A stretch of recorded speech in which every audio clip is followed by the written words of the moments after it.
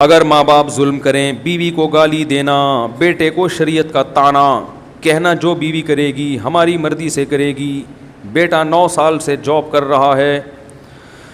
ارے بھائی ماں باپ کا بہت حق ہے یار، ان کے ساتھ اچھے رہا کرو، بس ان کی پاؤں دباؤ، خدمت لو۔ رہا مسئلہ بیوی پہ زیادتی کر رہے ہیں تو بیوی کو الگ رکھ لو بھائی، ایسی صورت میں سمجھ رہے ہو۔ گھر میں اگر معاملہ خراب ہو رہا ہے، پھڈے کوشش تو کرو، جوائنٹ فیملی کے جو برکتیں ہیں وہ اکیلے رہ کے حاصل نہیں ہوتی، لیکن اگر پھڈے بازی ہو رہی ہے تو پھر الگ کر لو، سمجھ رہے ہو۔ لوگ کہتے ہیں ابا تانے دیں گے، کوئی کچھ کا مسئلہ نہیں ہے، دینے تو تانے، وہ بعد میں بھی تانے ہی دیں گے، جب پھڈے ہوں گے نا اور جب طلاقیں ہوں گی وہ پھر بھی تانے ہی ہوں گے۔ تو یہ نیچرل لائف ہے، شادی کے بعد علیحدہ ہونا، سمجھ رہے ہو۔ اگر شادی کے بعد لوگ الگ نہ ہوتے تو جہاں آدم علیہ السلام اور اماں ہوا تھے، آج ہم وہیں ٹکے ہوئے ہوتے سارے کے سارے، ایسے کنجسٹڈ بالکل چپک کے رہ رہے ہوتے ایک ساتھ۔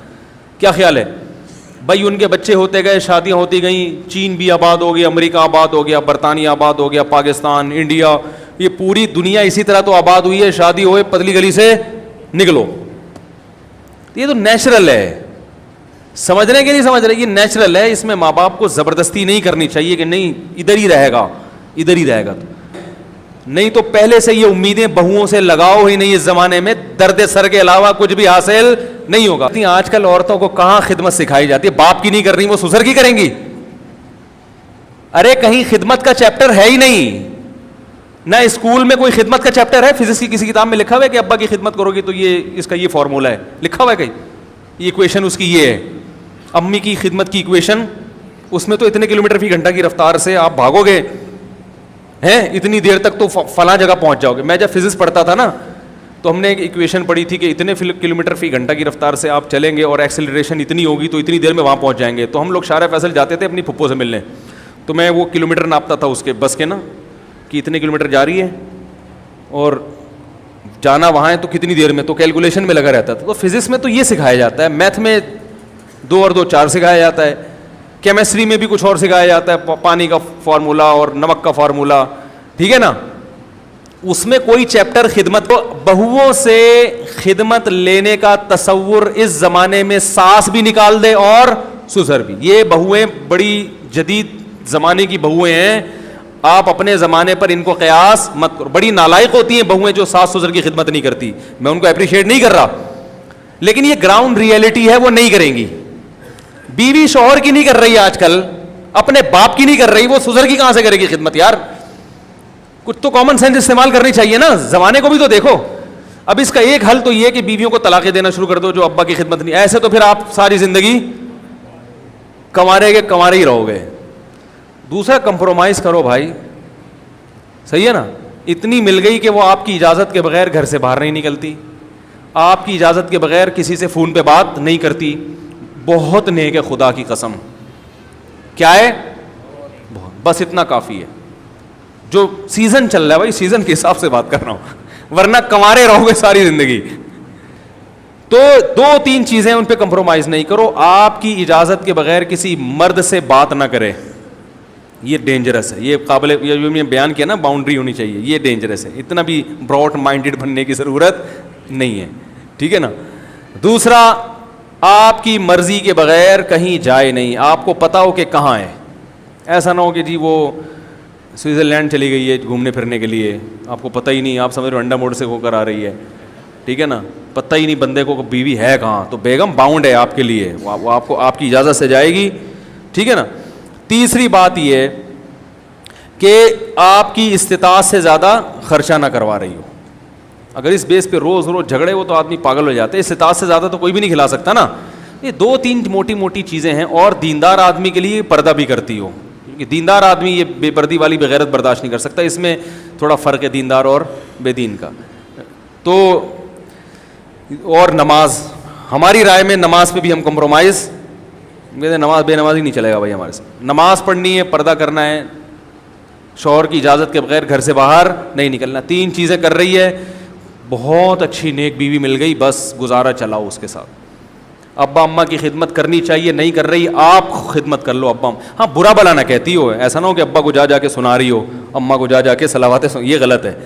خدمت نہیں کر رہی تو بولو اس نے اپنے باپ کی نہیں کی تو یہ میرے باپ کی کہاں سے کرے گی، اور آپ کون سا اپنے باپ کی خدمت کر رہے ہو میرے بھائی؟ آپ کہاں اپنی ماں کی خدمت کرتے ہو؟ پہلا حق تو بیٹے کا ہے کہ اپنی ماں کی خدمت کرے. سارا دن کبھی پوچھتا ہے نہیں, بیوی پہ آ کے روب جماتا رہتا ہے.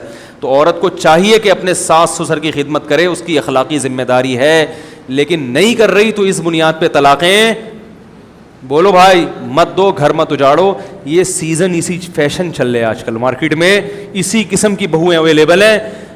آپ اگر جاؤ گے تو آرڈر پہ بھی نہیں بنتی آج کل وہ والی جو پرانے زمانے کی بہویں ہوتی تھیں. سمجھ رہے ہیں کہ نہیں سمجھ رہے؟ چلاؤ گزارا.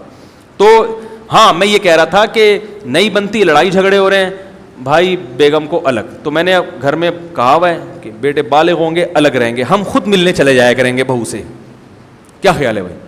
ہم خود ملنے چلے جائیں گے بہو سے بھی, بیٹے سے بھی. بھائی ہم آ گئے, تمہاری مرضی, پاؤں دبا دو, سر دبا دو, سر پہ مالش کر لو, ثواب ملے گا. نہیں کرتے بھاڑ میں جاؤ, ایسی کی تیسی ہے.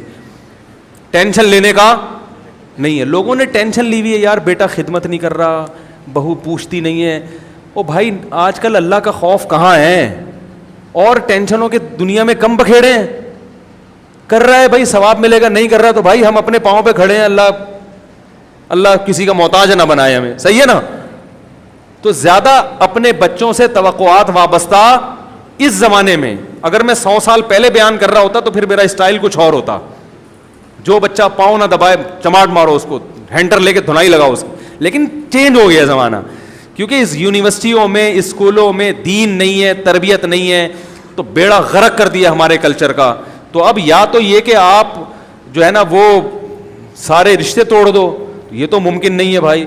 تو پھر جہاں تک کمپرومائز کر سکتے ہو کرو, لوگوں سے زیادہ امیدیں مت لگاؤ. میرا اصول ہے, مجھ سے جب کوئی قرضہ مانگنے آتا ہے تو میں دیکھتا ہوں کہ اگر یہ قرضہ لے کے پی گیا تو میں برداشت کر سکوں گا.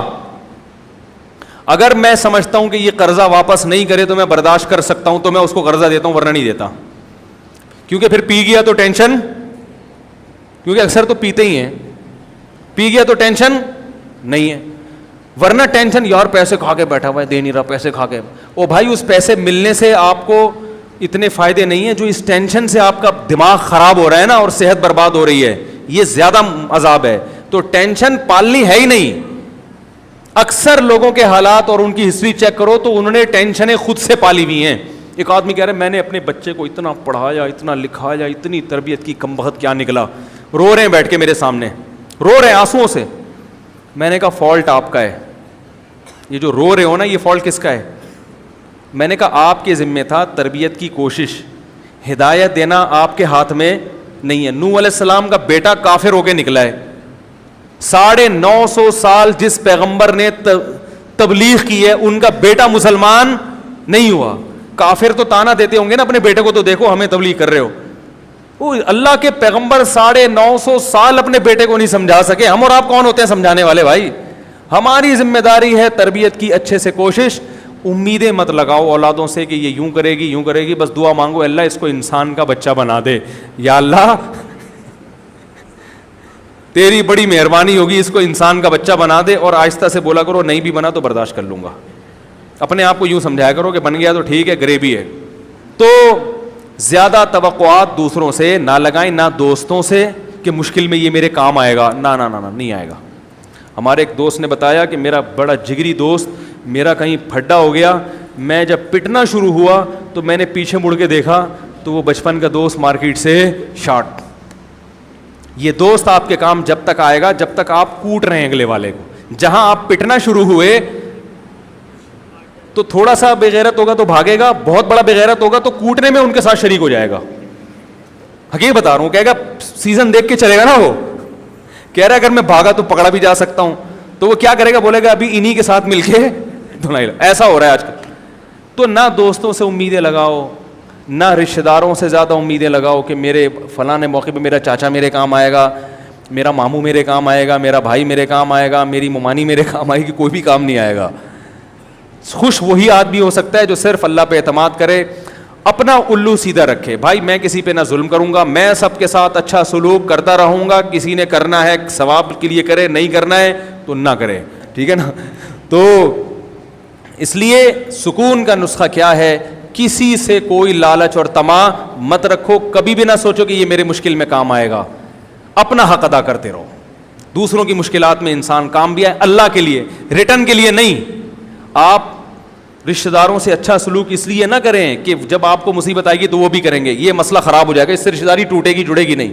آپ اچھا سلوک کریں, بھائی میں آخرت چاہتا ہوں, بس آپ نے کرنا ہے کرو, نہیں کرنا بھاڑ میں جاؤ, ہم اپنا فرض ادا کرتے رہیں گے نماز روزے کی طرح. ہم نماز کیوں پڑھتے ہیں؟ اللہ کو خوش کرنے کے لیے نا, چاہے کوئی خوش ہو یا نہ ہو. تو اسی طرح بھائی ہم بہن بھائیوں سے اور رشتہ داروں سے اچھا سلوک کریں گے اللہ کو خوش کرنے کے لیے. اس کا ریٹرن آپ دے دو اچھی بات ہے, نہیں دو کوئی پرابلم نہیں ہے, کیونکہ ہم امیدیں لگا کے ہی نہیں بیٹھتے. نہیں آ رہی سمجھ میں تو جیسے چل رہے ہیں بھائی ویسے ہی چلتے رہیں. Thanks for watching. Don't forget to like, comment, share and subscribe to Mufti Tariq Masood, famous scholar.